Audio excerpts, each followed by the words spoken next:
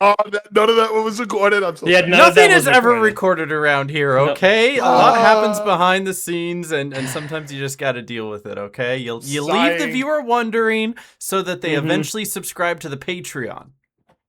Or we have yes, patreon.com/thatnerdnoah. No, not me. I'm good. I don't need the Patreon. I'm fine. Anyway, welcome back to Three Sad Fans, where this week we're going to do an extensive deep dive into the East teams in the NFC and the AFC. And if you know anything about football, then you're going to be mildly upset because we don't. So, anyway, so you know more than us. You probably, I would assume so. But I'm back with my wonderful co-hosts Noah and Tom. How are you guys doing? We're here. Yes. What are you waving with both hands? What is it, jazz hands? Jazz hands. Also, applause and ASL. Oh yeah, applause. Yes, absolutely. Yeah, and they all deaf people can't clap. Oh, I guess they can't hear it, but you know. No, deaf people can't clap, Aaron. Stop being ableist. You know, so hey, we haven't been here in a few months. Like it's been nice to be able to put on the Packer sweater again, mostly because of the fact that it's been summer, so putting on a sweater was kind of redundant and I had no point to do it. And even now I'm kind of sweating through this, but it's nice to be able to put it back on and talk about some football because we got some football to talk about. But what have you guys been up to? I've missed you. It's not like I don't see you guys most weekends, but I've missed you. Tom, you go first. I want to go first? Okay. Yes. What have I been up to? I've been in hibernation. As the Super Bowl ended, I went into hibernation for the past 6 months, and I've done nothing with my life. You just woke up, actually. Yeah. No, he woke up like an hour before, and 45 minutes of it was spent shaving the beard down, so that way it looks natural, you know? Oh, yeah. It was all the way out to here, you know, but I decided to look presentable today, so. Yeah. Unrelated, this episode is brought to you by Manscaped, your one-stop shop. First curse word of the new season. Bullshit. Give me Manscaped. Give me Raid Shadow Legends. Give me Raycons. Where's my Raycons? Audible. You know, gotta get sponsored by Honey after they've lost all that money from the lawsuits. Yeah. Give it to me. Oh, come on. Let's speed run the scummy YouTube sponsorships. Come on. All right, Noah, what have you been up to? I mean, we talked about it, I think, in the last episode, but I have a house. You do? Wow, show off. It's a nice wall. Yeah, it's a very nice wall. This is not going to be the final scene. My girlfriend's moving in with me in like 3 weeks now. That's insane. Wow, show off. And, yeah, shut up. And this is going to probably change. I'm not going to probably be in front of a wall by the time the season starts. But I'm going to be in front of a different wall. Ooh. You will be in front. Yeah, you will see background. You know. Anyway, I love background. Says the guy with the background. You know. Yeah, I did go to Chicago a few weeks ago. Yeah, and I was able to physically see and actually park inside because Soldier Field has a parking garage. I was able to like go see see from the outside Soldier Field, which was cool. I didn't realize how close it was to all the museums. I was like, oh, there's Soldier Field. And yeah, it's right downtown. It's right downtown. Yeah, I was like, cool. That's how NFL stadiums are. Most of them are like downtown in a big populated area. It's Lambeau Field is the one that they've swapped in the middle of a neighborhood. Yeah, exactly. Right next to a Denny's and a Buffalo Wild Wings, you know? Yeah. And it was funny just like going there and like taking a picture of the field and then just being like, guys, I'm at Soldier Field, and then eventually I sent Bears merch to Aaron. So Aaron over here is all pissed off about it because like, I even just posted a new photo of it. If you ever get a chance to go to Chicago, it's a very nice city. Like Bears aside, it's a very nice city. Bro, I know Aaron will have a different opinion because he's a Milwaukee boy. Chicago-ish. Whenever we go there for whatever reason, the traffic is horrendous. The people are rude. It's terrible. It's almost like it's one of the most populous cities in the country. Yeah. Traffic was bad. People, they were trying to be nice. Trying. It's like their baseline is just being rude. That's who they are, you know? It was just so funny because one day we decided to transit into the city, and like that wasn't bad.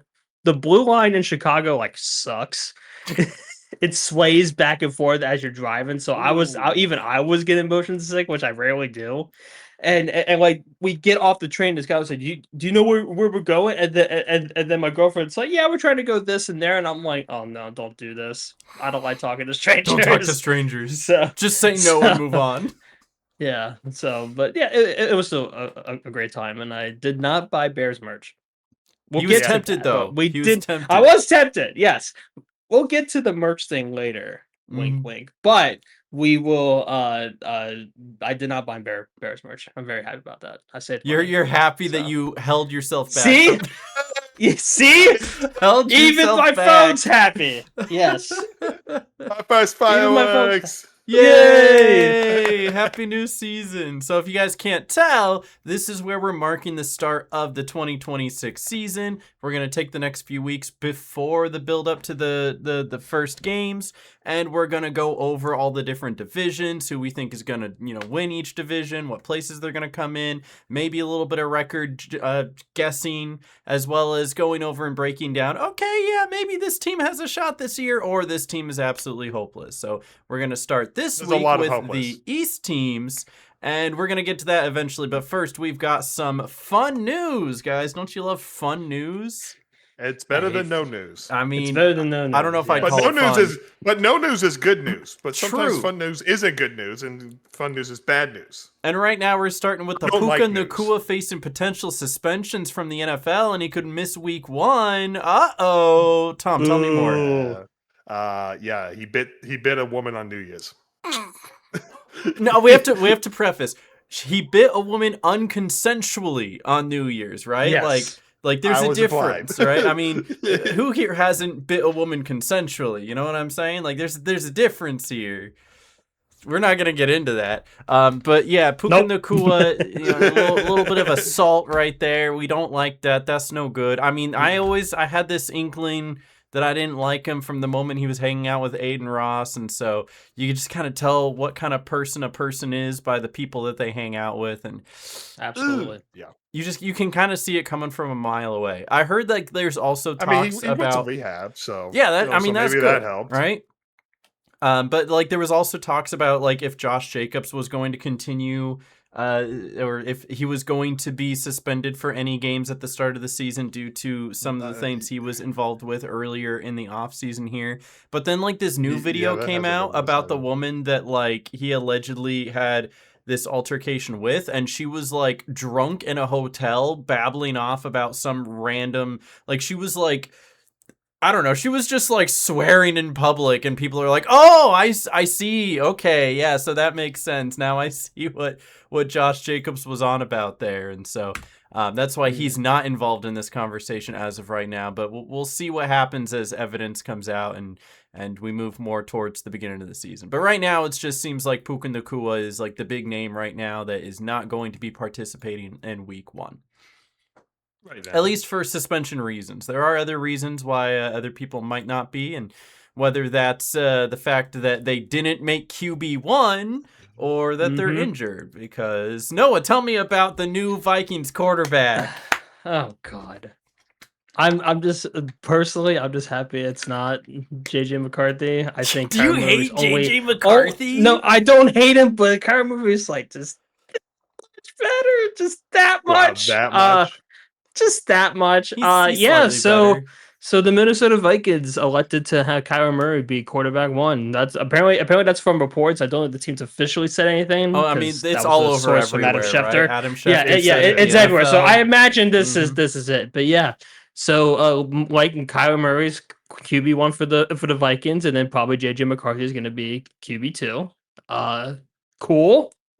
You're like, that's not my team. I'm like, yeah, this is not my team. So I'm like, cool, whatever. It's their choice, I guess. So that's so tough. I mean, give up on McCarthy so quick. I mean, he missed his entire rookie season due to an injury that he suffered in the preseason. Right, he finally saw the field for the first time last year. Didn't play the whole season because he was dealing again with injuries and a little bit of consistency. Like, he was not a consistent quarterback, right? Like, there were definitely people better than him.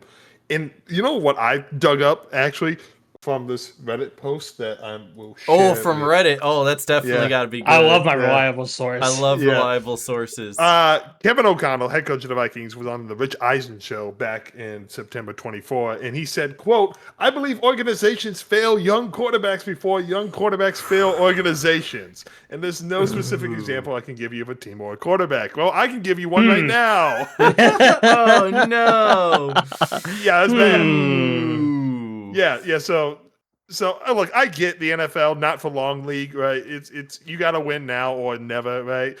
But like, you got to show promise right away. Like, they would rather have a quarterback that shows promise his first year and then regresses the next 2 years than is bad the first year and then builds up to something great. They don't give them the chance to build up to something great. They would rather have like the CJ Stroud that had the phenomenal first year, or like Jaden Daniels, phenomenal first year, and then like kind of like a micro regression, or just maybe not as good, or maybe getting injured. And if, as long as you have that one first good year, you're set for at least the rest of your rookie contract. And then if you continue, from which there. Which is great, but my quarterback's like practically the opposite of that. He stunk his first couple years. And well, that's because the Panthers are desperate. No, the Panthers were a poorly run organization. So it's probably gonna be one of those cases. Yeah, it's probably one of those cases where they're probably testing him to see how he does as QB1 for the Vikings. Who knows? He might be like as bad as he was before, and then they'll bring JJ McCarthy in. However, it very well could be like a teaching moment, or at least like JJ, we know you need to develop more. Instead of throwing you to the wolves, we'll do the Green Bay Packers thing, where we keep you behind the scenes for a year or two learning, and then when you're ready, we'll bring you forward. So it's like they haven't cut him yet, but we'll see if they. No, he'll be back up. Yeah, he'll play eventually. Honestly, no. What the Vikings. What I would have done if I was in the Vikings' shoes is I would have kept McCarthy out there. Either you prove to be the guy, or you lead us to the next guy. You don't bring in, a veteran QB on the vet minimum, who then outperforms you and be like, all right, you're now QB1. Like it's Kyler Murray. Yeah. He's, I get people said the same thing about Sam Darnold. But I'm a doubter. So. Well, I mean, you're valid for being a doubter, because there were the reports coming out of Vikings camp where people were watching them. Like, Vikings fans are seeing this being all like, oh yeah, we're going to have a good team this year. We got a veteran quarterback. We're going to run the North. But then there's actual reports coming out where people who were scouting out the practices were like, they both looked bad, man. Like, this is just the lesser two evils. And somebody was like, if I had to give a rating to JJ McCarthy, he was like a 3 out of 10. But then Kyler Murray was like a 4 out of 10. So it's like, at this point, what are you going to do, man? Maybe we'll win one extra game this year. But and with the Vikings, I don't think it's Super Bowl or bust right now. No, it's definitely not. Might as well stick with the young guy, see what you have, and if not, he leads you to the next guy. If anything, it has this little like tickle in the back of your mind where you're like, oh man, we're wasting Justin Jefferson's best years. But that's it. Like, if you can ignore that little voice in the back of your head, you're fine. It's fine. Just get another superstar wide receiver. We have Justin Jefferson. He's got to get people to get in seats. Yes, true. So it's not going to be 9 or Call of Duty fan. I do not fear the Minnesota Vikings as of right now. I'll let you know if that changes before week 1, but I do not have much doubt in my mind that the Packers will be greatly favored coming into week 1, even if they are going to Minnesota to play that game. So, with that being said, let's kind of shift a little bit over to the Panthers. What is going on with the Panthers, Tom? Bryce Young's a bruiser. He's in there fighting his defense, inserting his dominance right now. Put it down the law. He had some words against a defensive player for a scrappy player, whatever, hitting a player, whatnot, and started jawing at a guy. And it's like, hey, that's my quarterback. He's getting in dudes' faces now. All 5'10" of him. There was a big fight, like what? Like what? I love that that's includes big fight. Big fight. He's a tiny guy, but he got in a big fight. Big fight. He's the leader of the team. 5'10" fight. Anything he does is a big fight. Yeah. Listen, it's a bigger fight than Kyler Murray can get into. That's for sure. True. True. And listen, whatever fight they have going on there can't be as bad as whatever's going on in Vegas right now between Kirk Cousins and Max Crosby. Big Coco Chains, Mr. Coles himself, yeah. Oh no! You heard about that, right, Noah? I saw inklings of it, but I didn't read it fully. So apparently, when they were doing practice, Kirk Cousins was taking snaps, and he had the red no contact jersey on, and Max Crosby came around the edge and hit him on this throwing arm, and Kirk Cousins didn't like that because he's like, "Hey, Bucko," because that's what he says. He's a good Christian man. Yeah, he doesn't curse. He's Mr. Hey Nice there, man. Mr. Sir. I saw you coming off that edge, and you put a hand on me when you shouldn't have, and that was mighty disrespectful of you. And Max Crosby probably rattled off some racial slurs. And then Max Crosby did it again. And then he did it again, and then they got into a fight in front of their child, Fernando Mendoza. Ah. The poor kid's traumatized during his rookie year. These poor kids too. Yeah. He's all like, "I'm Fernando Mendoza. This is the greatest thing that's ever happened to me." and then he gets sent to the Raiders. And also glad that the Max Crosby trade didn't work out for the Raiders. Yes, you are. Yes, you are. It could have been Lamar Jackson that he's having a scuffle with. Oh man. That would have been all over my CBS affiliation. I can just imagine Kirk Cousins being all like, I attest to a scuffle with this hoodlum over here, Speaking of father and son, this is a real image, by the way. This is not AI, what I just linked. Please show that. Oh, wait, I feel like I remember seeing this. This is right after he was drafted, right? Schedule release. It's part of the schedule release. That's what it was. The schedule release because they were doing the Step Brothers thing. Yeah. That's real. Hilarious. It's a real picture, and that makes it so much better. He could be old enough to be his father. That's the thing. They look similar. They have the same face shape, they got the same cheeks, the cheekbones. You see it there. So good. It's so good. Thank you for blessing our existence with this. I think I just closed out of every tab I had. Oh no. That's all right. I don't know how I did it. We're rusty. We're rusty. Who remembers what we haven't done a podcast talk about was? We haven't had a podcast in months. That's all right. We did Puka Nakua. We did the Bruiser. Actually, I think we hit most of them, at least as far as that goes. So, with that being said, you want to dive into the NFC least or the AFC least? No, what do you want to do? NFC or AFC first? Let's do NFC first. All right. NFC winner. Usually they go second because it's alphabetical. Haha. Okay, so here what I've got, and so you said AFC. Is that what you said? NFC. Oh, you're so right. That's a better choice. We're gonna do NFC first, guys. What are the 4 NFC teams? This is your quiz. The whole NFC. The whole NFC. The only 4 NFC the only teams. 4. Yeah, the only 4 NFC East teams. See, it's funny because I have the leaks up here, so I don't need to be quizzed. The NFC East, the Cowboys, the Giants, the Eagles, and the Washington Commanders. You are so correct. Good stuff. Good stuff. So I will just say that my prediction from last year about the Commanders being the underdog team was flat out wrong. Yeah, horrible.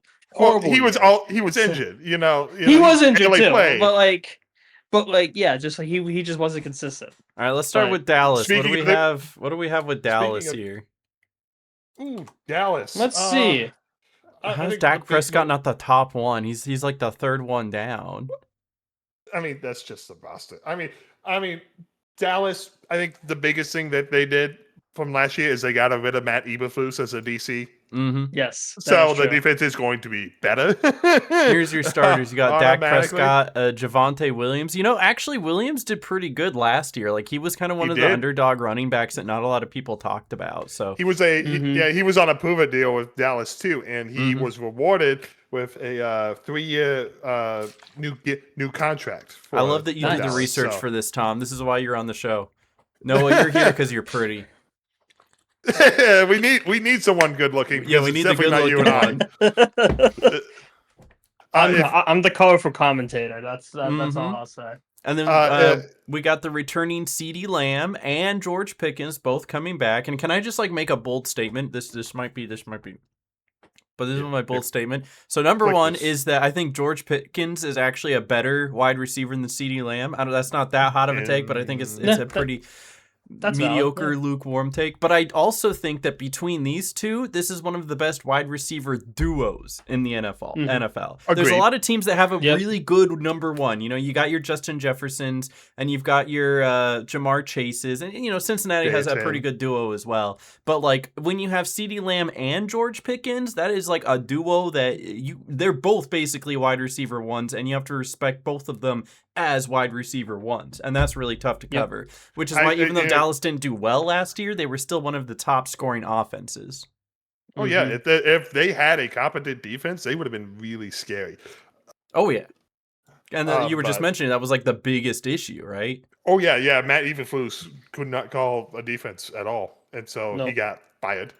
And he took his time out with him. He's been holding on to that. Scroll all the way down. There you go. Dallas. Oh, does it open it? No, I was does it open in a new link? No, it just Okay, I'll scroll.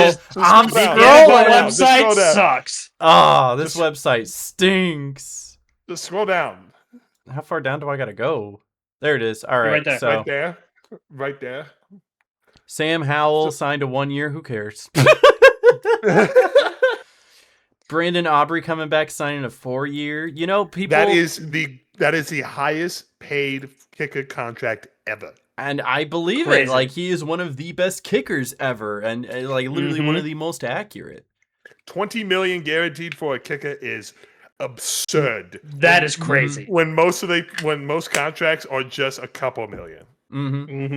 $20 million is absurd. They still got Rashawn Gary, and Rashawn Gary does Rashawn Gary things. Traded for Rashawn Gary. Yep.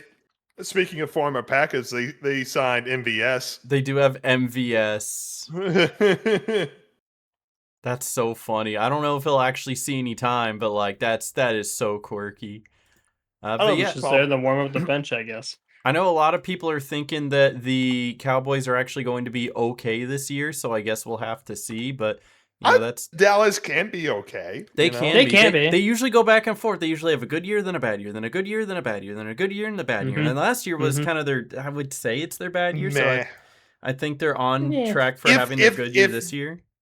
If they can keep the same offensive production, or say 90% of it, and they have the defense is improved with who is their new defensive coordinator? Christian Parker. He was no idea who that is. He was, I think, the pass game coordinator for the Eagles last year. Okay. So he's now he's got a nice big DC job down in Dallas. So I think Kenny Clark was also a Packer.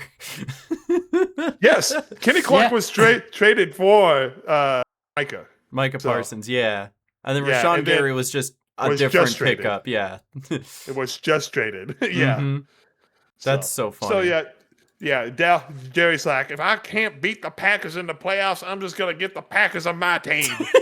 These are the people beating us anyway, the classic right? Jerry Jones, Yeah, I think the Cowboys could be okay this year. I think they picked up a good few pieces, and I think the biggest addition is by subtracting Matt Eberflus. So true, absolutely, so real. Let's take a quick look at the Giants, though. The Cowboys are the Cowboys. The Cowboys are the Cowboys. Can I read you my notes for the Giants? Yeah, read me your notes for the Giants. It is in all caps and bold. John Harbaugh, OBJ, Juju, Isaiah Likely, and punter Jordan Stout. That is this is essentially the Ravens 2.0 for the Giants. New age Ravens, old Giants, and Juju Smith. That is where we are. Second-year quarterback, second-year running back, second-year wide receiver who may or may not be playing. I mean, just look how many people. No, this list is much bigger. I mean, especially when John Harbaugh came into the picture for the Giants, like they've been working to get players. I find it funny that OBJ is like third on the depth chart. Like he's not even second. It's Malik Neighbors, Darius Slayton, Darnell Mooney, Malachi Fields, and then OBJ. I wouldn't want OBJ at wide receiver 1 or 2. He has not been good. He's coming off injury. He didn't play last year. No, he didn't. He's a little old, and from what I've heard, actually, he's very irresponsible with his money. Shocker. He's only back in the league because he's broke, apparently. Us three apparently have more money than OBJ does, even though he just signed a multi-million-dollar contract. That's hard to believe. What's he spend that on? Who knows? Anything and everything. I literally, like, while I was at the gym, I watched a whole like mini documentary about like what all of these like NFL, NBA stars are wasting all their money on, and how they go from multimillionaires to literally broke within 5 years after exiting the leagues. Yeah, because they don't save. They don't save, and they don't know how to like properly manage their money. They buy 1 million Bugattis and 4 mansions, and then they go broke, and then they go back to the league and be like, "Please, sir, may I have 5 million more?" Or they go play overseas in China. Yeah, true. because they're too old to play in the actual league. I think OBJ was the one that went on a podcast and was all like, "You can't live off $100 million. They take half of it right off the break." And I was like, "Okay, you're living with $50 million then. Big freaking whoop. It's more than I'll ever make." Oh, man. If only I could switch places with one of these money irresponsible people. It's just like, come live my life. I'll show you how to live yours. Come live my life, Yep. All right. Noah, is there anyone from the Giants roster, whether it's a coach or a player, you want to pick out specifically? Because I did my whole spiel about OBJ, so Right. I mean, I'm mostly sad that some Ravens players that were pretty good, I think, when the Ravens went with John Harbaugh to the Giants. But then again, I guess that's like just normal practice, like some players, I guess. I mean, it happened with the Dolphins.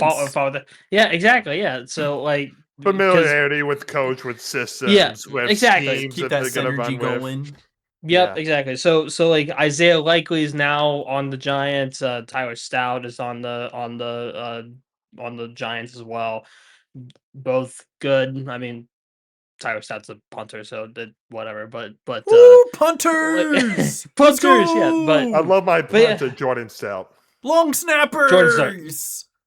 I heard your team needs a long snapper, Aaron. Mine. Yeah. Actually, can I tell you a funny story about that? Yes, please. What's that? So Carly goes through and she watches TikTok all day. That's her prerogative, right? And every once in a while, the Packers post one of their TikToks, and she'll show it to me, being like, "Look at them! They took a funny question or funny video or something like that." And one day, she shows me one, and she goes, "Who are these guys?" And it's like from the Packers social media, and it's these 2 really white dudes, and they're like, "We're playing golf today," and I do not recognize their faces whatsoever. They say their names, I'm like, "Who?" And then I'm like, I think about it for a moment. I go, if there's somebody on the Packers I don't recognize, I bet you it's either the punter or the long snapper. So she looks it up, and like beat for beat, those 2 white guys were the punter and the long snapper. That's hilarious. Still don't know their names. Yeah. No. But yeah, just going back to I know the names of my punter and long snapper. How do you? It's because you're a sicko. Is that a 15 easy questions? Noah, do you know the name of your new punter and long snapper? No. It's okay, shout out JJ Jansen and Sam Martin. Let's go. No, but yeah, I mean, the Giants were just like awful. Yeah, that's a good season. Way to put it. Yeah, that's a good way to put it. And they have just new coaching staff, and especially with John Harbaugh being there, like he is a good coach. John Harbaugh is a good coach. Mm-hmm. So this team is a team to look out for. So do you think John Harbaugh, though, is past his expiration date as a coach, or was he just past his expiration date with the Ravens? I think he was past his expiration date with the Ravens specifically. I think he still has a long way in his career to go. Mm-hmm. We'll see how he does. I expect the Giants to do better, but as good as the Ravens last season, if I had to guess. Oh, so you think he'll bring the Giants up to being like a 7-10 team? Correct. Yeah. And that is the ceiling, I think. I think that's the ceiling. If they break that ceiling, I stand corrected. But I think with John Harbaugh being there, he's going to bring them up to a 7-10, 9-8, whatever, just like your average regular team that wins some games, loses more games, whatever. Mm-hmm. And I'll agree with you that I think John Harbaugh is better than Brian Daboll. Oh, absolutely. Yeah, exactly. And then it'll take time for that team to rebuild from that first experience. I've said this about the Ravens. We'll get to the Ravens another week, but just when there's a new coaching staff, it's going to be some time to restructure and time to like adjust to a new coaching staff. So right, we'll see. Mm-hmm. But I think they'll do decently. But we'll see how John Harbaugh handles a new team. So. All right, Tom, anyone you want to pick up from the New York Giants? I'll shout out the draft picks. They had 2 draft picks. They earned the 5th overall pick, and they drafted linebacker Arvell Reese. He's going to be a very good player for them. Mm-hmm. And then they traded, Dexter Lawrence, Sexy Dexy, to the Bengals for their first round pick, which was number 10. And so they picked up an offensive lineman in Francis Mauigoa, which I probably butchered that last name, but he's a big Samoan man, and Samoans just make the best linemen. So I think he'll do very well. So I really like those. I mean, I like it when any team can make 2 first-round draft picks. Oh yeah, and it makes it really interesting too. Which I don't know how I feel when we talk about the Jets, because they had 3. So we'll get there. Don't you worry. We'll get there. We're starting NFC first, though. So let's take a look over at the Philadelphia Eagles. The what I'm thinking most people are assuming will be the contenders for the East. It is their division to lose, but we will see where it's your the goat. Die rolls. Tom, it's your goat. It's your goat, Tom. It's your goat. That's your QB. The guy that played the game that won the Packers game last season. The Red Rifle. I miss you. Sure did. Yeah, still surprised he's still kicking. He's probably got another year or 2 before he retires. I believe it. But it was his time in Carolina was over. He was done mentoring. It's either Bryce Young is now, fly or sink. Mm-hmm. No falling back on Andy Dalton. So anyone want to take point on this one? Anyone want to go first? I'm surprised, Andy. I'm surprised that they have so many quarterbacks right now. Because they have, 4 on the roster right now? Mm-hmm. At least it's not the Browns with 6. I mean, they're going to cut that last guy. But, Cole Payton. But my goat, Cole! Yeah. But I don't know. This guy's a champion, bro. You don't even know. Listen, we're going to... Cole Payton. I don't know what the Eagles is with. Bro, did they just draft this guy? Look, He's 23. They just got him. 23. Yeah, he was he was drafted this year. Yeah, he was a 5th round pick. Pick 178. They're not going to cut him. That's the future of the franchise. Okay, Cole, welcome to the practice squad. Andy Dalton's probably getting cut. Because they probably don't cut Tanner McKee. He's Peyton, just like Peyton Manning, right? Who knows? Again, for the Eagles, I think the biggest move was an addition by subtraction, but by Kevin Patullo, the much maligned former offensive coordinator of the Eagles. So much so that people found his house and TP'd it during the season last year. I do remember hearing about that. Yeah. Dude, I would not want to live in Philly or work in any sort of Philadelphia sports, because it's like they'll love you if you do great, but if you lose, they turn on you so fast. They can make it to the Super Bowl, and if you lose the Super Bowl, you're still getting your house egged. Like it's just true. The Boo Birds are quick and fast and fierce. You remember the son that was flipping off the coach, and the dad was like, "That's my boy." That's my boy. I love that. Good. "Oh, you're growing up just like your old pops." I taught him well, didn't I, Pop? That's my boy. Yeah. Yeah, just looking at the trades or the like player list and all that, like they've signed a lot of 1-year contracts for a lot of these players. A Like, lot of teams do that, yeah. yeah, and like this one to me just like stands out. It's like it's the Eagles. You would think that you want to play with the Eagles. I mean, I get there's like caps and whatnot for like salaries and all that, but like you think there would be more more incentivized like deal to get players to play for the team. Then again, it's the Eagles. I have no opinion of the That's Eagles, all right. really, You don't need to have an Well, opinion on the Eagles. You don't like the Jalen Hurts, AJ Brown drama that we all got we loved so much last year. That was pretty funny to follow. I actually don't remember that, to be honest. AJ Brown was so mad that he was never getting the ball passed to him that he hopped on Twitch and streamed Madden of him getting the ball thrown. It's coming back to me now. He's all like, I gotta do it here because I don't get it on the field.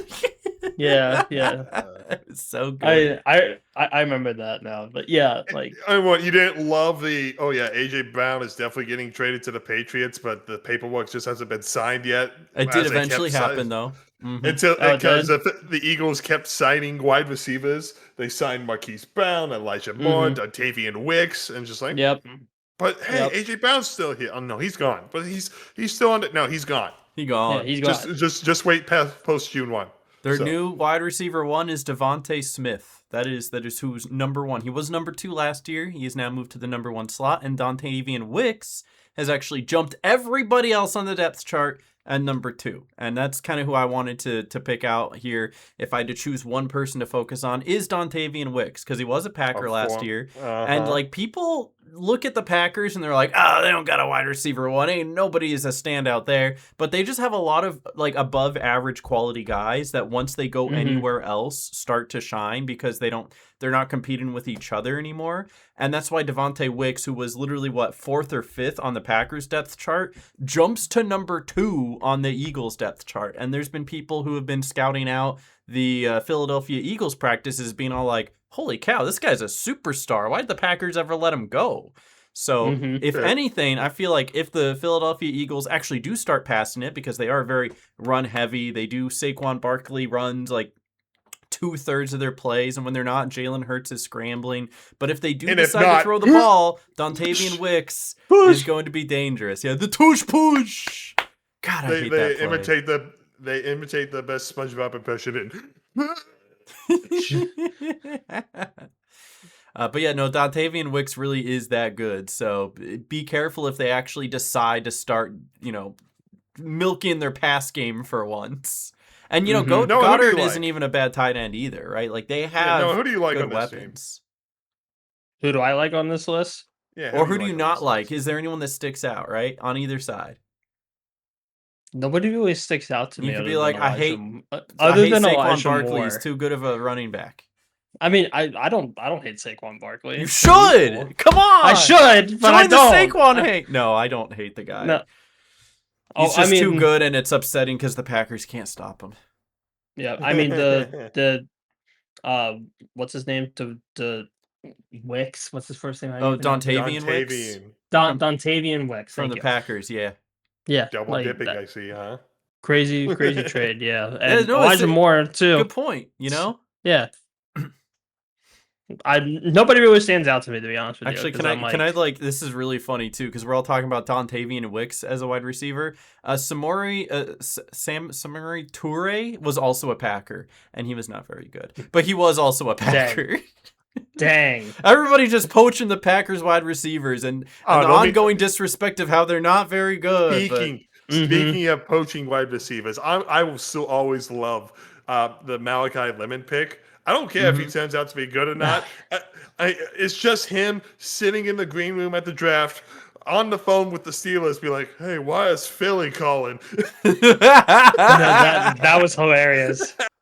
That was also, so funny. Shout out, they got Michael Jordan. They got the go. I don't know if they can lose if they got Michael Jordan. Michael Jordan, former Panther.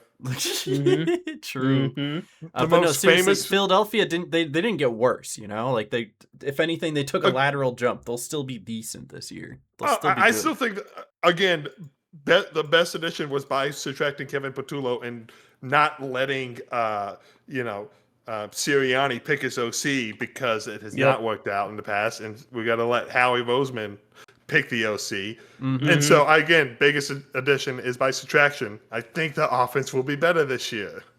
So yeah, no, absolutely. And if not, boo, go to the fans. Right? Boo to the fans. All right, last one for the NFC East. We've got the Washington Commies. This is their depth chart. This is what we're looking at, guys. Who wants to start with this one? They did pick up Stephon Diggs at wide receiver. That is their big acquisition in the offseason this year. Yeah. I mean, he came from the Bills. Patriots. He was on the Patriots last year. That's what I meant. No, because we went from the Bills to the Patriots too. Was he ever on the Bills? I swear he was on the Bills. Yes, he was on the Bills. So Bills to Patriots to now Washington Commanders. Vikings, Bills, Patriots, Commanders, I think. Yeah, because sideline Diggs touchdown. That's the same guy. Yeah. I don't know if Diggs is that big of. He's a big name. He's not a big talent. Let's be honest. Yeah. I mean, I think he's serviceable. I'll give him that. I think he's a good wide receiver too, next to Terry McLaurin. I just think it's so funny we can sit here and say this, and we're all just like, I wouldn't say we're all out of shape, but this guy would outrun all of us, Look, our tagline is "We know nothing about football." I know nothing. I know nothing. All I know is that the Commanders signed a guard called Chris Paul, and so the Michael Jordan was on the last team, and we got Chris Paul on this team. That's insane. Yeah, and he's a guard, that's what he does. So, I mean, Kobe Bryant's on the Vikings. I think he just got hurt, so dang. We got Michael Jackson on the Panthers. I mean, we got people everywhere, man. So, anyone sticking out to you, Noah? No, not really. No, that's totally valid. Marcus Mariota's resigned. So that's cool. But he was in the bottom 5 for pass accuracy last year. He was the third worst. He's a serviceable backup that you don't want to have the ball the whole time, because if he's your starting quarterback, it's a BAD bad. Yep. He's good for option plays. He's not good if he has to reliably throw the ball all the time. Yep. I think he's good to how Andy Dalton was to Bryce Young. I think that's kind of the relationship it is right now. With now Jaden Daniels going into his 3rd year. I don't think they bring him back after the season. Who knows? The Commanders are an interesting team because they did move on from both the offensive and defensive coordinators from last year. So so after an injury-filled, just kind of a stinker of a season after reaching the NFC Championship game 2 seasons ago. So we'll see. We'll see if they can bounce back. Let's see if Jaden Daniels can stay healthy and not almost break his elbow. So, we don't want that. We don't want that for Jaden Daniels. There's 2 things that stick out to me on this roster. The first one is the corners, because both Amos and Douglas used to be Packers, and it's unfair. You have a Hawkeye for former Packers. I sure do. I know these names, man. I do. It's just it sucks because I liked Rasul Douglas, and I'm surprised the Packers never brought him back, especially with their current corner fiasco where they can't get a good corner, and their current corner 1 is asking for more money, and he's getting burned by Matthew Golden at family night practice. It's crazy. Just bring back Rasul Douglas. But it is nice to see those guys still in the league and still getting paid to go play. But the other thing that sticks out to me is their running back. I don't know if either of you guys remember their running back situation from last year, but they went through 4 different starting running backs and kept cycling them out all the time. And it's Cross-Game Merritt's going to be the starting. Wait, no, it's going to be Nichols. Oh, wait, no, it's going to be somebody else. And it's they don't even have 3 of the ones that they started with last year, and it seems like Krosky Merritt is their new starting this year, but who knows how long that's going to last, because he had he came in and had an excellent showing for his debut, and then they kept him, and he just didn't perform the same way the next couple of games, and then they swapped him out again. And so it's like, I don't really trust their running back situation whatsoever. And if you don't have a good run game, it's hard to get your pass game going. That's just the fundamentals of football. So right. And when your pass game is Stephon Diggs and Luke McCaffrey, hold on. Let's put some respect on Scary Terry, though. He's a stud. I mean, okay, people keep saying that. I have never been sold on Terry McLaurin, all right? He's good, he's serviceable, but he's just like Stephon Diggs, He's okay. He is not a top 5, he's not even a top 10. He just happens to be the best one on the Commanders. You know what I mean? Which makes him a stud in Commanders' eyes. I guess that is true, yeah. I remember the first time I even heard somebody say Scary Terry. It was during a what was it? It was a NFL draft party, and the husband was over his wife's shoulder, and he's like, "Get Scary Terry, get Scary Terry." And I was like, "Who? What?" And I looked into it, and for that whole season, I followed to see if he was actually any good. He wasn't. He didn't do nothing. That's hilarious. I'm like, why is everyone so high on this guy that he's got a nickname? Because he probably had one good season. Party? Was that the same party that somebody drafted Justin Tucker? Yeah, that's the same one! He wasn't even in the league! That's hilarious! Yeah. I love that! Oh, Lord. So I hate to say, I don't think the Washington Commanders are going to be Honestly, the Commanders should have signed Justin Tucker because they signed Jake Moody this offseason. Oh man, dude, their punter and their holder are out, aren't they? That's crazy. It's the same guy. Who is that? Whatever. You know what I'm saying? That's crazy. Poor guy. Anyway, you guys ready to get into who we think is gonna be placing the top there? Yeah, let's give very valid predictions on who goes 1, 2, 3, These are 4, totally super duper valid predictions that you won't get anywhere else because nobody else will have these bad of predictions. All right. Nope. All right. So who wants what color? No, what color do you want? I'll let you have first. I'll go blue. You want to go blue? Do you want to go first with these? With who? Yes. Because I'm just looking at it right now. I really think it's gonna, in order. First will be Philly. First is Philly. Second will be Cowboys. Second Cowboys. Third will that's be not Giants. Cowboys. This is Cowboys. Third will be Giants. Fourth will be Commanders. Fourth will be Commanders. All right. What color you want there, Tom? I would like pink, please. Pink it is. We got pink. Pink is a manly color. So true, King. Yes, sir. First place, Dallas Cowboys. Dallas first. Which is that is so hard. Is that a one? That is so hard to see. Do a hot pink. Yeah. All right. Can I get a custom color? How do I get color? This Do I need to find the hex code for that? There we go. Hot pink. Yeah, there you go. There we go. You see that one now. I can see that. Second place, I'm gonna go Commanders. Second Commanders, what? Huh? Yeah, I mean, okay. I'm going weird. Third Philly. Third Philly. And the only normal pick is Giants 7-5. Interesting. Is there somewhere I'm just gonna put this one is Tom. Let me go. This one is Noah. That way I can reference it later. And then I'll take green. Green seems good. All right. My bold predictions. I am going. You know what? Let's get a little silly. I'm gonna go New York Giants is number 1. Whoa! Hold on. I was off the wall. You're a little off the wall, baby. I thought I was off the wall with number 3. What the hell? Going 1 New York Giants, then we're gonna go 2 Philly, 3 Cowboys, and I just don't see any world where Washington is not 4th in this division. But yeah, that's. No one believes in the pig mascot of the Commanders. No, I don't know his name. It was very bold to put them at 2, honestly. I should have put him at 1. What am I doing? So we have a different division winner there. Be sure to let us know down in the comment sections how terrible we are, and at least none of us put Washington as 1. All right, so we did that much. We're good on that front. Till next year. Until next year.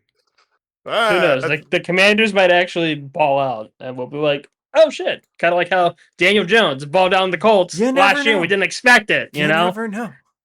If only he stayed healthy. If only. All right, you guys. If only Philip Rivers was actually a good quarterback at age 44. You guys ready to jump AFC into East, the right? AFC East? We're gonna start with the Buffalo Bills, who did not win the division last year. They had a wild card spot, but they tend to do pretty well and have made the playoffs the past several years. We'll just put it that way. I don't have the exact. Did you got into the Super Bowl? Did you all hear about the new Highmark Stadium and how apparently people up in the nosebleeds were complaining about the views of the field? Parts of the field? Yeah, I did hear about that. That's so I was like, bruh. You could sit in a seat and have like an entire railing in your way, and you have to like stand up to see parts of the field. Now listen, if they give you like an obstructed view discount, I'd be okay with that. Half off the ticket because you can't see half the field. That seems like a fair price to me. At that point, I just stand up and watch from the aisle. There you go. Yeah. Or just, watch the scoreboard, I suppose. But that's watch it on your phone. That's all everyone's doing anyway. Apparently, the scoreboards are also not as good as people were hoping they would be. That's what I've heard. They spent how much money? What was me? I don't. $1 billion in tax. $1 billion in taxpayer funds, and they can't make a good stadium. Unbelievable. Can't believe it. What are they putting all that money towards? Josh Allen's salary? Probably. Also, I'd like to make the joke again that Josh Allen's brother, Kyle Allen, is on the team, and is really nice of him to allow his brother to be quarterback right behind him. They're both 30, by the way, like so they're twins. Isn't that really cool? Just like Giannis and his brothers. Actually, did you hear that when Giannis went to the Heat, like the Heat was like, no, you can't bring your brother. He's not allowed. The Masters is an affront to all things professional basketball. He is not allowed in this locker room. All right, let's take a look at that depth chart, though. Who wants to go first? Anyone that sticks out to you guys you want to talk about? This just looks like the same Bills team, other than they don't have Sean. They don't have Sean McDermott as their head coach anymore. So, which was an interesting choice So they got rid of Sean McDermott because he couldn't get them over the hump, getting them to the Super Bowl, right? But they didn't fire him for his 9/11 comments in the locker room. So yeah, whatever. Reasons to choose. But instead of looking outside the organization to bring someone new in, they promoted from within. They did to a guy who has never been a head coach. Got to start somewhere. And he's got to take this job now so that he can be the Browns head coach next year. So Joe Beatty, Todd mucking like that. Joe Beatty, you fed to the Wolves, and then the guy, the GM, Brandon Beane, who's responsible for putting the rosters together and having the abysmal wide receiver production that the Bills have been plagued with, gets a promotion to president of football operations. I do remember hearing about that as well. That's crazy. Josh Allen, you have to will yourself and this team who is dragging you as much as they possibly can to the Super Bowl. If you cannot do that, the Bills are not making the Super Bowl. Nope. Probably not. No. You will be an always okay team. You'll win a playoff game every year, but you will not get past the AFC Championship game. And the thing is, it's like they're in a division where they should be taking that division every single year. They are definitely better than at least two of these teams in this division. Easily, very easily. Yeah. If we're talking about one specific player, I mean, they re-signed DeMar Hamlin. I guess fan favorite for almost dying on the field. It's a good story. I mean, he's signed a 1-year deal with the Bills, so I mean, he's a special teamer. So Yeah. So good on Hamlin. Mm-hmm. Yeah. DJ Moore coming from the Bears going to the Bills. That's a big acquisition. Yeah, that's a huge. Because the big word there. Or like the big talk of the Buffalo Bills is that Josh Allen never had like a good receiver one. He was throwing to Keon Coleman and Shakir, and like it's kind of the same thing going on with the Packers, where people are like, oh, they don't have a real wide receiver one, and so you can't have like a big play guy, and who needs to step up and blah blah blah blah blah. Except the difference is here, these guys actually are mid. You know, Like these guys had some of the highest drop rates in the NFL last year. DJ Moore can be a wide receiver one. The problem, he wasn't a wide receiver one on the Bears because Taylor Williams was finding other targets, and he became expendable. And so that's why he got shipped. So like, I think for the Bears, I think they will be fine without DJ Moore. And I think DJ Moore improves the Bills. I mean, someone who can reliably catch the ball. He was very good on the Panthers. He was good on the Bears. And now he's playing with a top 2 quarterback in the league. I think we'll see a little bit of a surge from DJ Moore compared to last year. Mm-hmm. I think that's a good call. I like that. I like that. I like the pickup. I think it works for everyone involved. So, and I don't have to hate DJ Moore anymore because he's not on the Bears. There you go. I'm throwing it out there now. It might be a good pickup for fantasy. Noah, write that down. Write it. Where's my seat?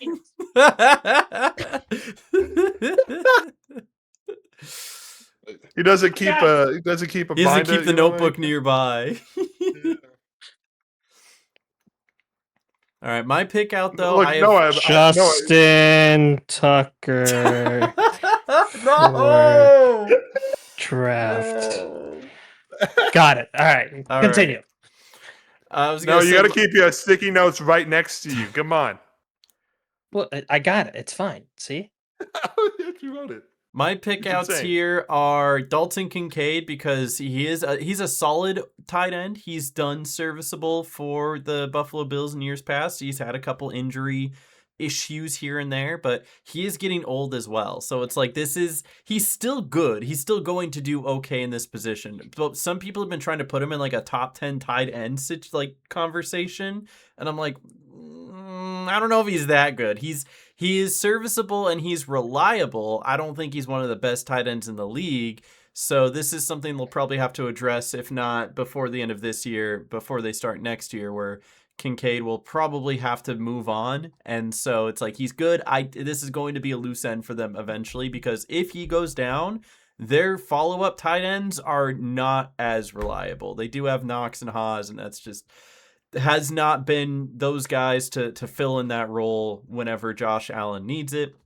And then the second call out is James Cook, who was one of the best running backs in the league last year, seemingly out of nowhere. Nobody really anticipated or expected it, but he had a really good breakout year, and people expect him to do just as well, if not even better this year. So they'll at least have a good run game, kind of like what the Eagles have been doing, where they can feed their feed their running back, and then when they are going for a pass play, if Josh Allen sees nobody open, he is one of the better mobile quarterbacks just because he goes barreling downhill and only fumbles sometimes. So I think their run game will be strong this year, and if they can still complement it with a good pass game with the addition of DJ Moore, maybe they can get something going and finally take back that division from the Patriots, but we will see.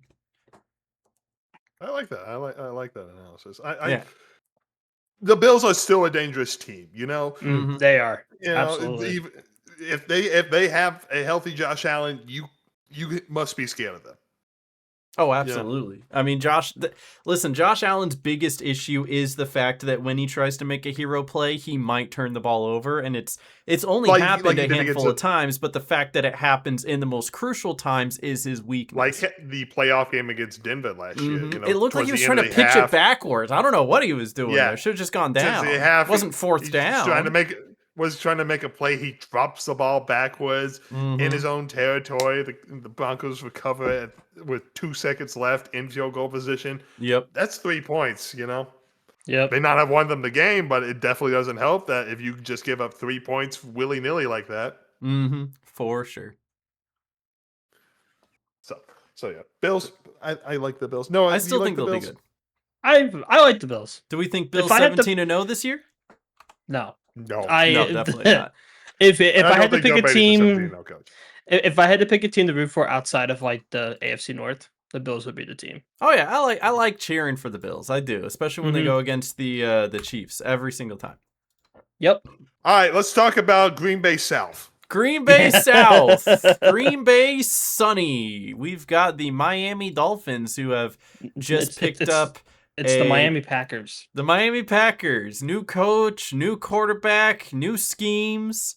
New executives, all from Green Bay. Yeah, who would have thought? Yep. All from Green Bay. Yep. It's not a hot take that people think that the Dolphins will not be good this year. Oh, I think the over-under for wins is 4.5. Yeah, it's very low. I would actually take that over. 3 or 4 games. I would take the over on 4.5. I think they win at least 5. Yeah. They beat the Jets twice. That's simple. You just gotta beat the Jets twice. They're halfway there. Yeah.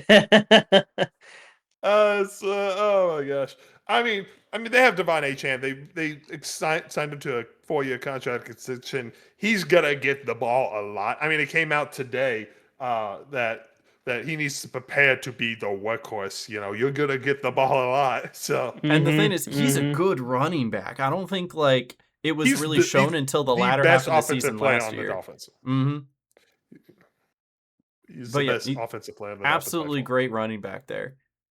Noah, anyone stand out to you? Malik Willis. I do love Malik Willis. Yeah, I know you do. I know you do. But me seeing him play in the secondary quarterback game against the Ravens last season, he did pretty good. I will admit. I thought he did pretty decently. So I don't know if Malik Willis is again. You know. Yeah, and this is his first time starting since the Titans permanently. His first being like a number 1 QB for any team as far as I'm aware. So we'll see how he does as number 1. He was a Titans QB1, then he got hurt, and I think they transitioned to like Will Levis, and now they got Cam Ward. A weird quarterback carousel going on in Tennessee. Absolutely. I don't think Willis is going to be the Dolphins' savior. You know? Oh, definitely not. Yeah, I mean, a quarterback can score you points, but he can't win you games. You know what I mean? Yep. Yeah.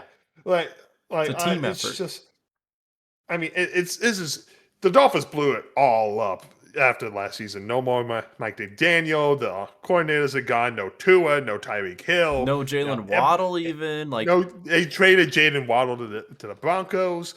You know, it is a completely different Dolphins team. You know, who do they have returning? They have Achane and Washington wasn't even wide receiver 1. He wasn't even a wide receiver 2. And now he's had to take that role. And so it's like, who? Tolbert? Caleb Douglas? Who are these tight ends? Greg Dulcich? Who? They got Ben Simmons from the NBA? No, that's Ben Simmons. Who's not in the NBA right now. No, but he's trying not. to get back in it. He's trying to get back in, so yeah, anyway, when I'm looking at these names, I'm like, who? And so I see why there's a lot of people doubting the Dolphins this year and why they're probably not going to be good. And you know what? Yeah, they're probably not going to be good. They're probably not going to win the division. They're probably not going to make the playoffs. But I think that there's enough here where they have the opportunity to surprise people. 4.5, I think, is very undervaluing them when they very well could be like a 6-7 win team. Did you do that on purpose? I know I did. That's genuinely what I think. Okay, I don't think they're good enough for 8 wins, but I think they're better than 5. So it's like, what numbers are there left? Tom, what do you want from me? You could have said 6 or the number after 6. I could have said 7 or 6. I could have done it. I guess I could have done it that way. You could have done that. That would have been fine. That would have been fine.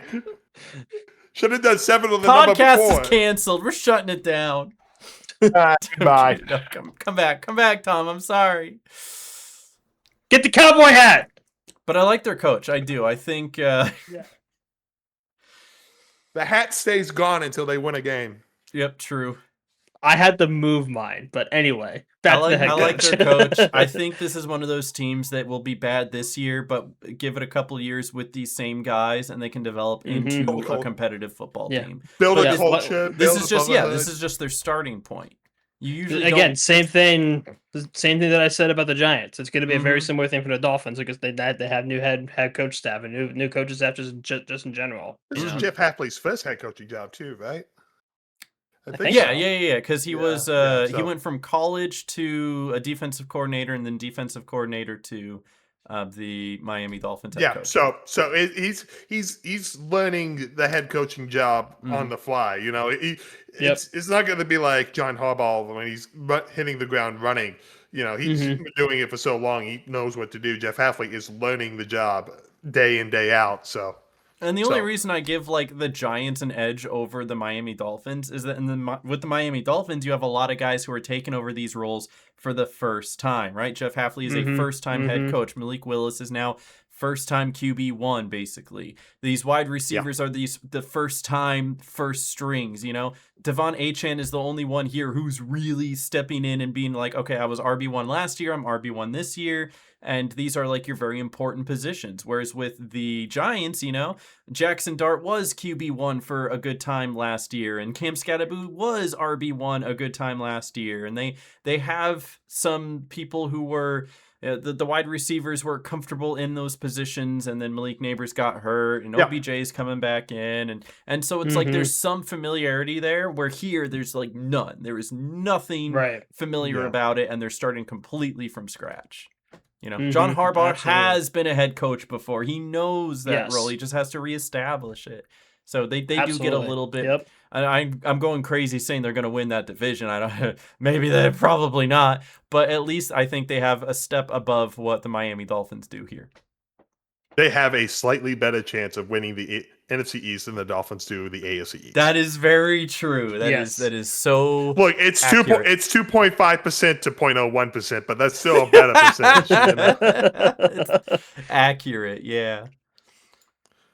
All right. Any other word on the Miami Dolphins before we move on? Nope. All right. Best of luck, Miami. Next one up, we've got the New England Patriots. Who's a big Patriots fan? Nothing happened this offseason. Nothing happened this offseason. Nothing at all. Absolutely nothing. Nothing at all. They just lost the Super Bowl, and that's it. Yep. It's a bit awkward, isn't it? Wait, why is AJ Brown on the team? What? Where's their coach at, by the way? How's he doing? Yeah. Where is their coach? He's with the team. He is. Most days. He just missed the third day of the draft for family therapy or whatever it was. So whatever lame excuse they like to use for situations like that. Infidelity isn't a reason to get fired in the NFL, you know? Yeah, listen, adultery it's not illegal. It's just against the Bible.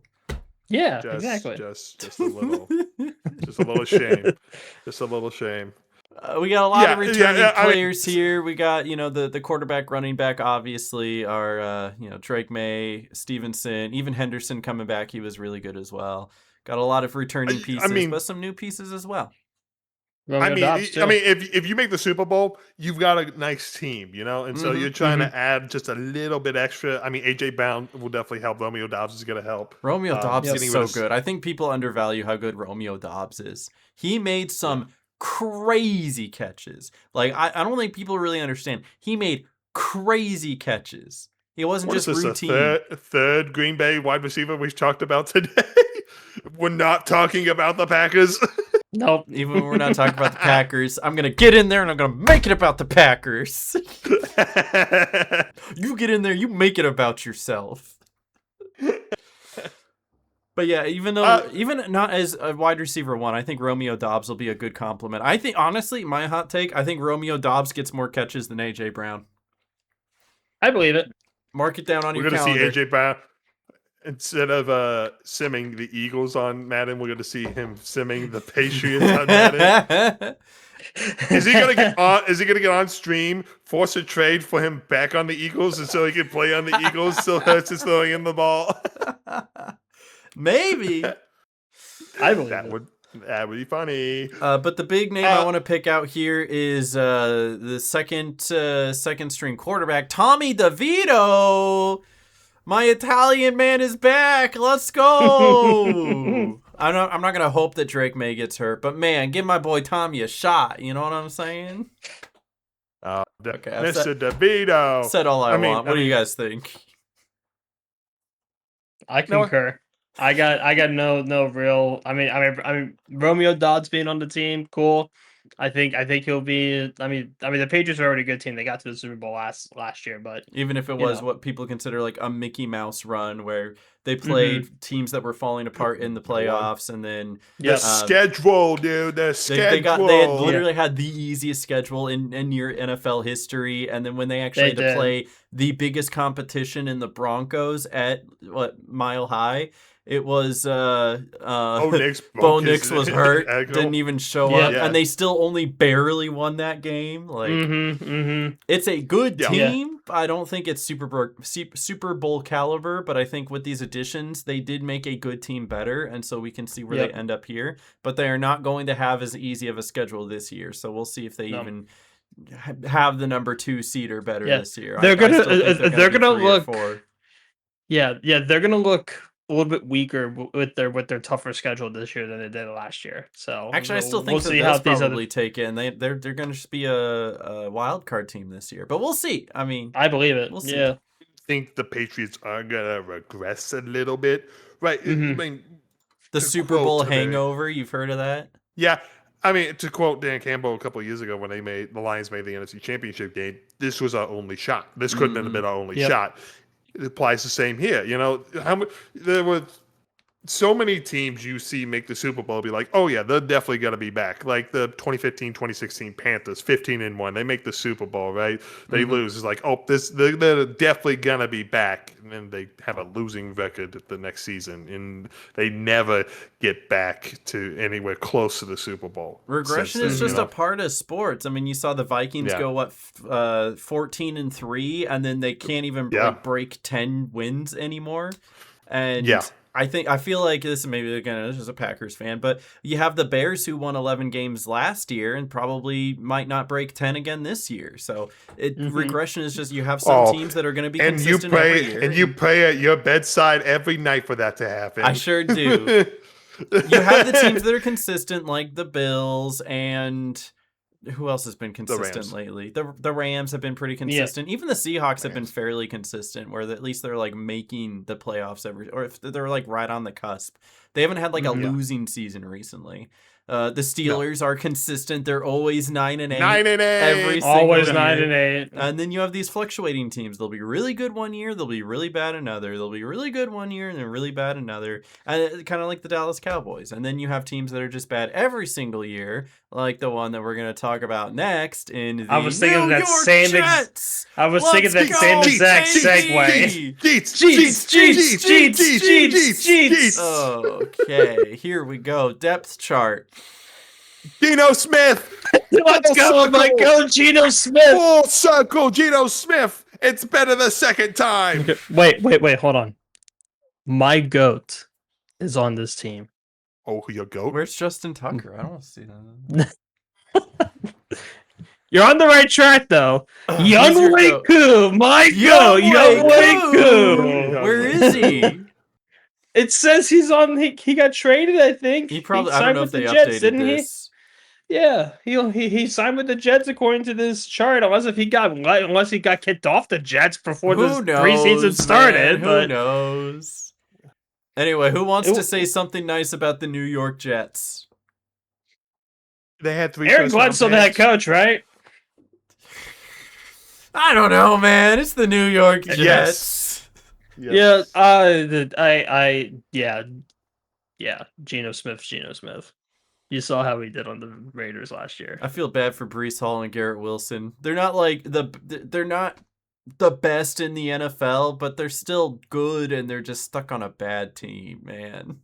Breece Hall got extended. He took the money. He made his bed. Fault. He is sleeping with it. He is sleeping with it until he gets a superstar trade to the Rams, just like Myles Garrett did, right? Have your cake and eat it too. Yeah, seriously. Mm-hmm. Get paid the most money ever, and then go to the best team in the league. Yeah, get out of here. Mm-hmm. Right. Get out of here. I just don't see anything that makes the Jets better, you know? Yeah. Younghoe Koo was waived. On June 3rd, not my GOAT. So he's not He saved a life. He did. He did by kicking the ground. He was waived after the Jets signed Jason Sanders. Just an insert generic kicker name. It's literally like most generic first name, most generic last name. The only thing was if you could have been more generic, Mike Smith. That's a little more generic. But I guess yes. Aaron Glenn's still the head coach. New coordinators this year. Because the other two got fired last year because the Cheats were say it now with me. Bad. They were very bad. Yeah. What I've seen is that people are not excited about the Frank Wright hiring at offensive coordinator.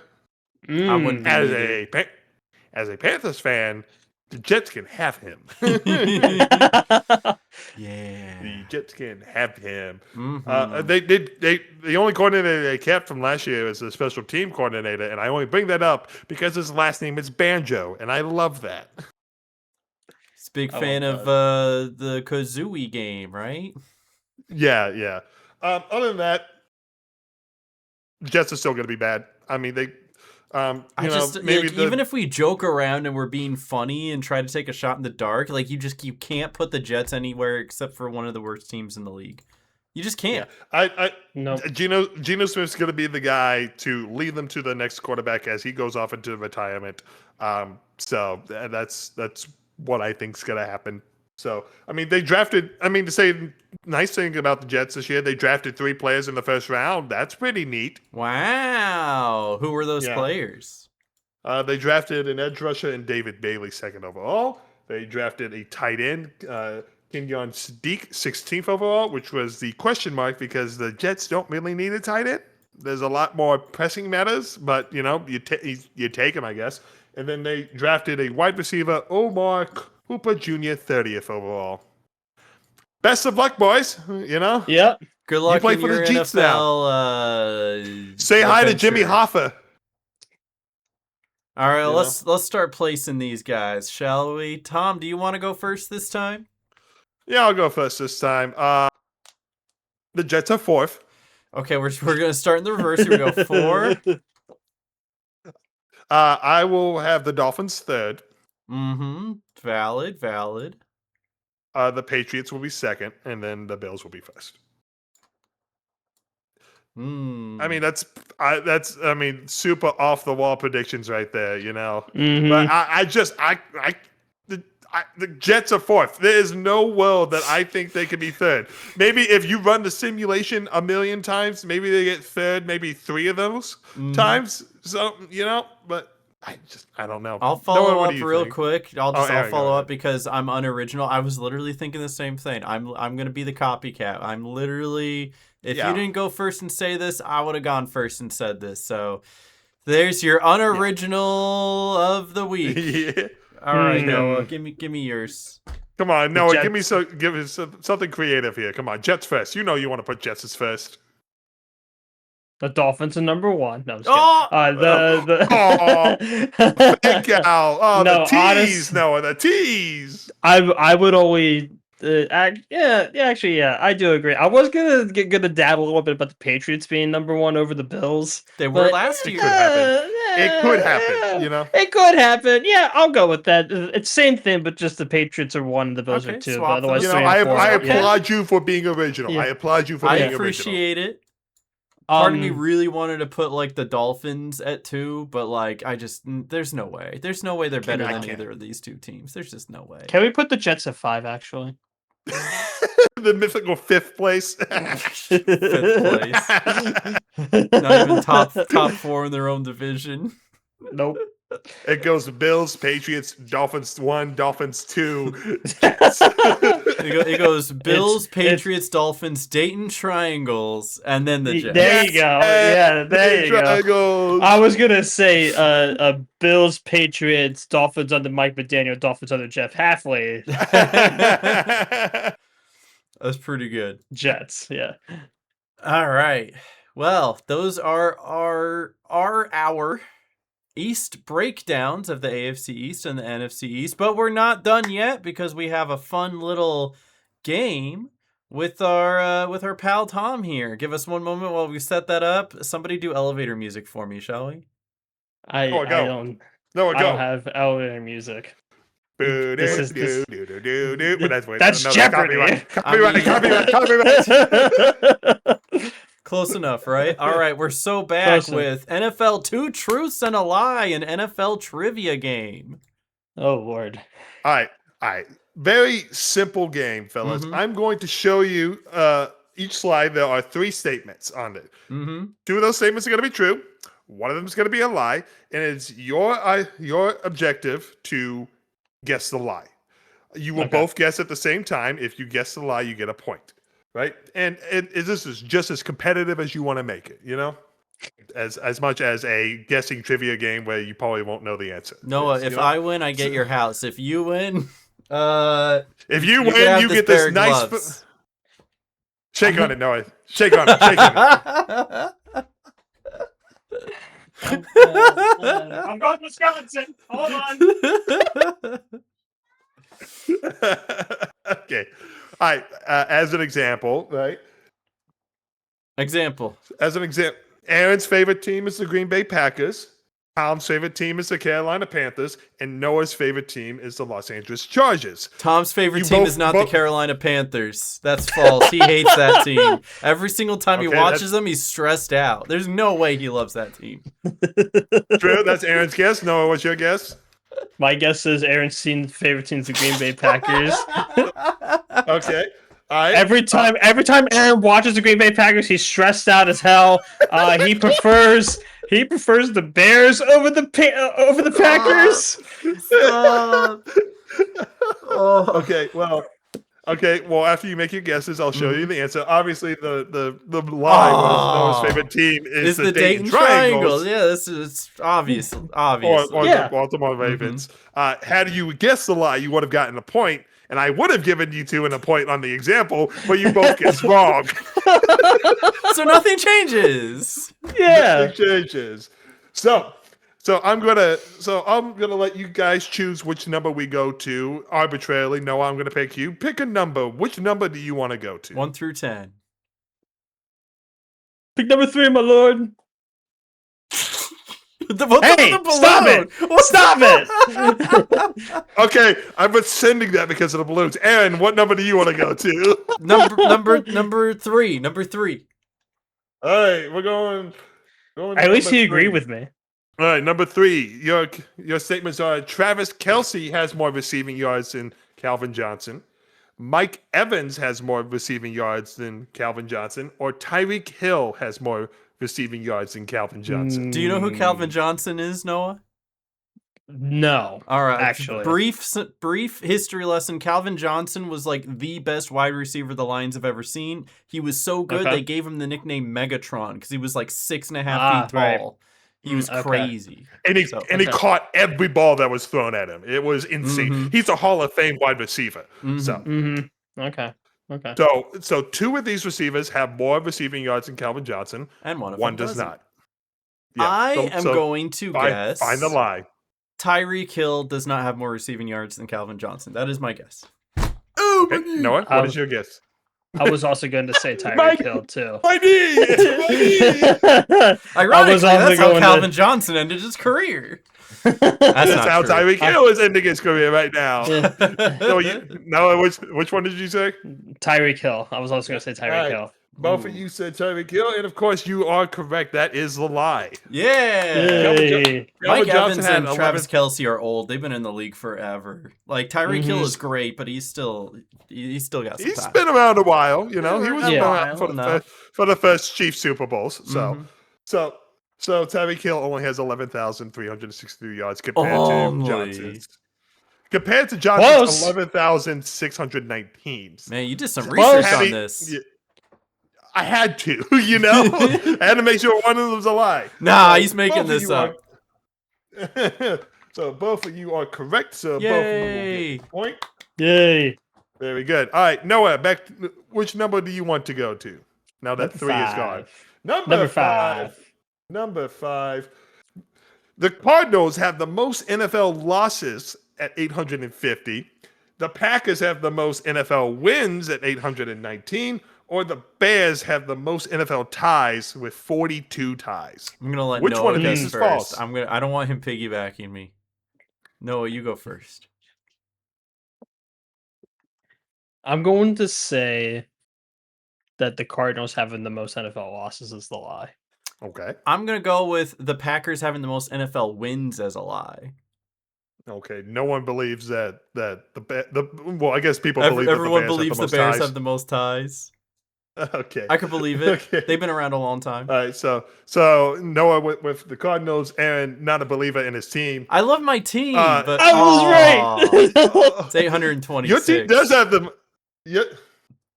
I didn't think the Packers did. I know that they have a healthy amount of wins. I didn't think they had the most wins. Huh? We'll take it. They had the most wins at 819. The Cardinals only have 826 losses, which is still more losses than the Packers wins. Yeah, the Cardinals have been around a while because they used to be the Chicago Cardinals. So it's like that team's been around. Yeah. Yep. Very good, Noah. That is a point to you. Good job, Noah.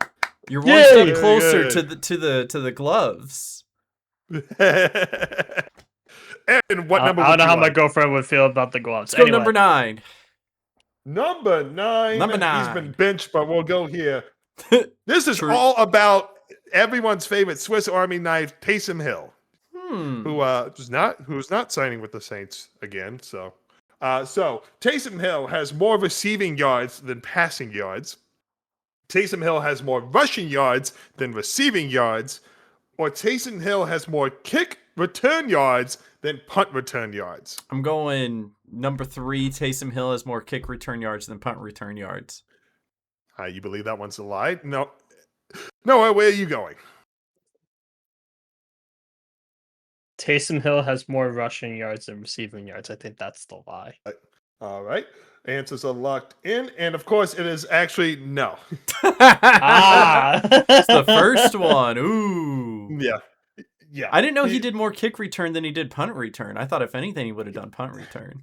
Fun fact, he has one career punt return for 0 yards. Crazy. Yeah. Immediately tackled. Yeah. So that's unfortunate. That's all right. Saints. You think I know anything about the Saints? Yeah, so that's fine, So, all right. That was Aaron's guess. Noah, what number would you like? 6. Number 6. Going to number 6. That's wrong. I think it's Alonzo has 24 tackles in one game. That's my guess. What about you, Noah? Noah, the other guess? I think it's Alonzo. Whoa! This worked a couple hours ago, I swear. He had 22 takeaways. Words are hard. Words are hard. Congratulations, boys. You get a point. Let's go. 3 points. Is it my guess now, or does it matter? Aaron, what number would you like? Number 10. Thank 10. God. All right. The Browns have had one passer with a 4,000 passing yard receiver. The Jets have had only one passer with 4,000 passing yard receivings, or the Eagles have only had 2 passes that have eclipsed 4,000 passing yards. And this is quarterbacks that have thrown for more than 4,000 yards in a season. Yes. Fun fact, Aaron? the Bears have 0. And that's why I didn't put them on this list. Because I know that. Yeah. You go first, Noah. I would say it's oh God. I'm gonna say it's the Browns. Okay, you don't think the Browns have ever had? You don't think the Browns have only had one passer with? You locking that in with 4,000 yards? I'm locking that in. Yeah. See, I'm gonna not say the Browns because I think I know who that one passer was. I'm gonna go with the Jets. I don't think they've ever had a passer for 4,000 yards. All the way back to Joe Namath, I don't think he was that good. Yeah, that was my second choice, but I'm locked in on the Browns one. I'm going Jets. What quarterback do you think has 4,000 yards? Is it not Baker Mayfield? It's not. It's not. By the way, the answer was the Eagles. Oh, okay. It was Joe Namath by 7 yards. Who's Brian Sipe? Yes. Yes. The Eagles have only had one passer that's had more than 4,000 yards. I believe Carson Wentz. Yeah, crazy that he never had a second one. And it was Carson Wentz out of all people. So hey, he was decent. You know, he was. And that was 10. So man, we're really bad at this. Again, on, where's my Packers trivia? There was Packers trivia. You guessed against it. You're right. I'll do number one. I'll do number one. Number one. Peyton Manning has only had 12 career rushing touchdowns. Tom Brady has 28 career rushing touchdowns, or Phillip Rivers has 3 career rushing touchdowns. One of these is a lie. 2 of these are true. Which one? I'm going Peyton Manning, 12 career rushing touchdowns. He's not a runner. He'd be on the 1 yard line. He's still throwing it. Okay. Noah? That was my first choice too. Oh, we're both going Peyton Manning? Yeah. My second one was Phillip Rivers, but I'm pretty sure it's Peyton Manning. Okay. Had you guessed Phillip Rivers, would have you guessed up or down? Down. Down. You don't think Phillip Rivers wins? Well, good news. You're both right. Ah! Yay! Oh, he has more? He has 18? Oh, I was thinking under. I was going under on that. Yeah, he has 18. He had crazy. More. Yeah, Phillip Rivers only had 3. I believe Phillip Rivers only having 3. Yep. As long as he's played. He's the same way. He's like, I'm yucking it. 1 yard line. I don't care. Yucking it. Aaron Rodgers is kind of the same way too. Tom Brady having 28, that makes a lot of sense. He did a lot of QB sneaking in his career. So he played a lot of years.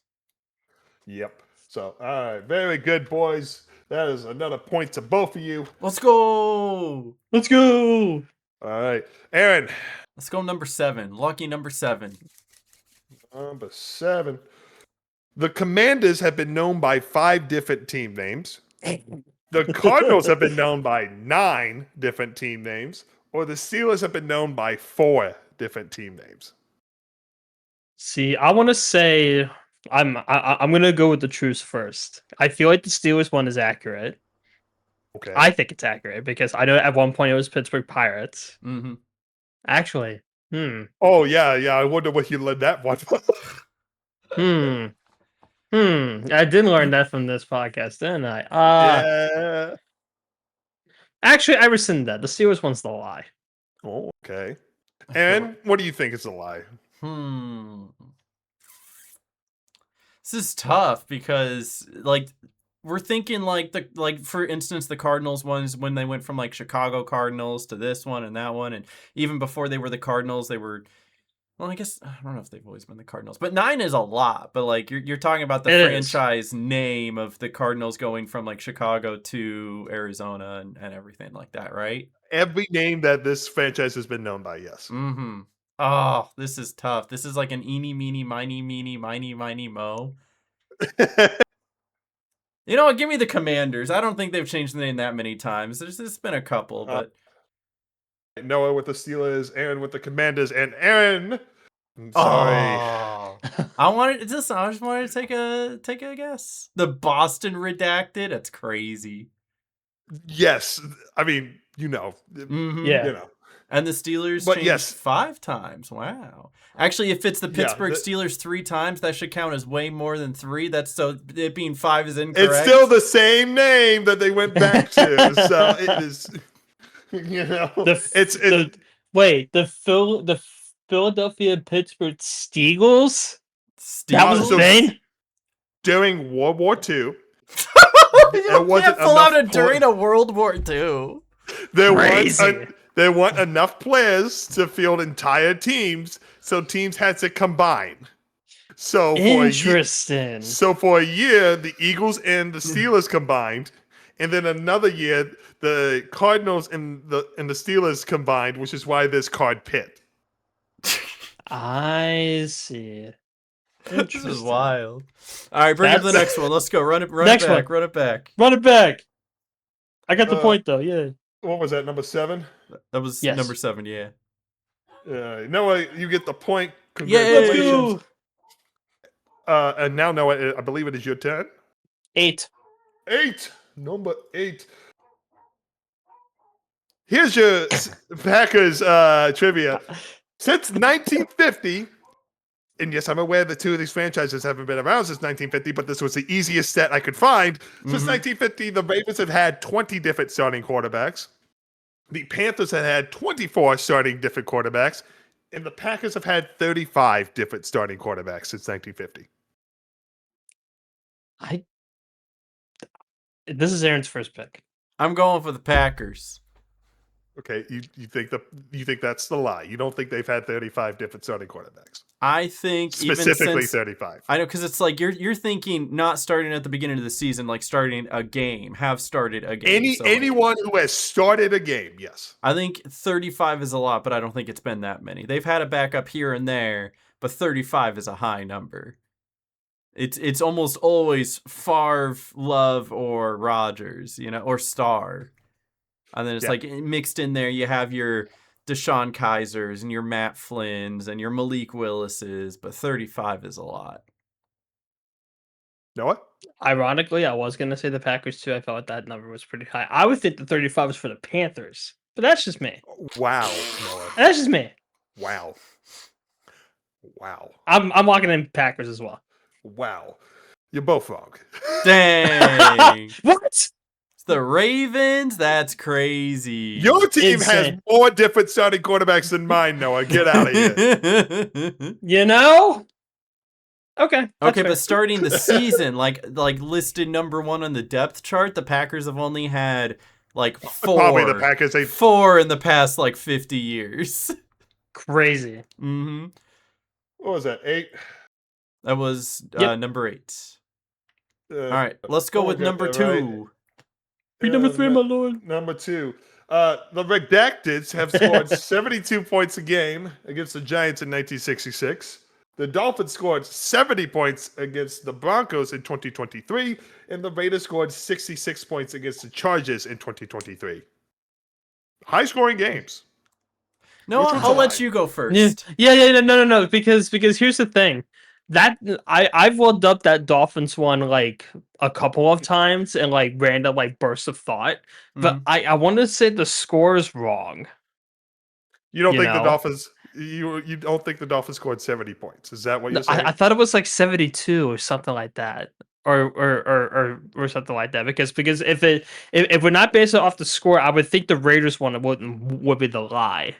I'm torn between those two, and I think I'm leaning more towards the Dolphins one just because the score is incorrect. I have to let Noah choose first, because if I choose first and he just piggybacks my answer, there's no possible way I can ever make a comeback, so he has to choose first. Yeah. I'm gonna go. I'm locking in Dolphins. I'm pretty sure that one's the lie because of the score. Yeah. All right. Okay. Can I ask a technical question? Go ahead. Is the lie the amount of points scored or the year that it happened? It is the amount of points scored. Okay. Well, then the answer is the Raiders. And of course, you are correct. I remember that one. We had a conversation. I don't even remember. Was it with you? I know I was having the conversation. It was a Hall of Fame game. It was a Hall of Fame game. We were talking about the most points. It was more specifically. It was about our 3. Yeah, it was specifically our 3 teams franchise record in points scored. I didn't mention this game, but you are correct. The Raiders only scored 63. So I was right about what the lie was. I just had the wrong game. Okay. The score was wrong. Yeah. So Aaron, because I was like, this is one of those where you're being oddly specific, where the wrong answer could be that you changed the year, even though it looks like the emphasis is on the points. Yeah. Yes, that is true. That is a good technical question. All right, last one. I choose number 4. All right, number 4. Jameis Winston. We're a fan of Jameis Winston here. We're talking career season high. We're talking season high for Jameis Winston. In like, is this for the whole season? In one season, and for in his entire career, his season high for these stats are 33 receiving yards, 3 tackles, or 315 rushing yards. See, this is tough because I know like the answer for all of these is going to be close, right? Mm-hmm. These are all fairly accurate numbers, but of course, Noah, you go first. Noah, go first. Just to make sure I'm not being stupid. Jameis Winston's a quarterback, correct? He is. The quarterback. Just so you know, the 3 tackles come from him throwing an interception and then tackling the person who he threw it to. That makes sense. Okay. Mm-hmm. That's why it's on there. That's why it's on there, because he absolutely has done that before. Yeah, I am going to say the receiving yards. I think it's a little bit lower. You think his career season high in receiving yards is not 33? Correct. Okay. Aaron? This is going to be out of left field. I think it's tackles because I think it's higher. He had his 40-40 season. He's definitely done more than 3 tackles. I believe it. 40-40 would be insane. It's 30-30. Whatever it was. 40-40 would be I was thinking insane. Ohtani. Yeah. That's baseball numbers. For football, that would be insane. To do it All in they 17 do is games slug the versus ball. 162. Yeah. Well, the answer is rushing yards. Dang. It was this close. But yeah, no, the receiving yards happened last year, and a big chunk of them came on the trick play against the Lions. Gotcha. All of them came in. It was that one play. Yeah. I was this close to the comeback. I had the wrong one. This close. Well fought, both of you. Noah, you are the winner. Congratulations. Good job, Noah. I get the glove, I guess. You get the glove. You get to keep your house. All right. Don't stop sharing your screen or we'll break everything. Okay, yeah, that's fine. We're good. But anyway, that was fun. Thanks for putting that together. I know how much effort it is to put something like that together, and I'm glad that we were able to have fun with it. I definitely proofed all of it. You proofread everything. Yeah. But it was a good time. Anyway, that is going to be 3 Sad Fans for this week. We will be back next week with even more breakdowns of another couple divisions, and then talk about the preseason games, which we didn't really get to this time, but that's okay. Next week, we are absolutely going to be talking about some of those preseason. Quick 5-second review of the Hall of Fame game. Quick 5-second review. It was the best Hall of Fame game ever. It would have been the best playoff game ever if it was a playoff game. Thank you for coming to my TED Talk. It's a flash forward of the NFC Championship game this year, where the same thing's going to happen. Yep. I won't complain. Haynes King, 2 seconds left on the clock, pump fakes, runs to the end zone, puts his body on the line. Panthers win! It was a Let's good game. go Panthers! Haynes King looked good. Anyway, I'm looking forward to the preseason games this week, which is a weird thing for anyone to say, but I am, okay? Mm-hmm. I am. Packers play this Thursday. Can't wait to watch some good old football slop. Anyway, anything you guys want to say before we get going? I love my 3rd and 4th stringer football slop. All right, we'll see you guys next week. Say bye, Noah. Bye. Bye.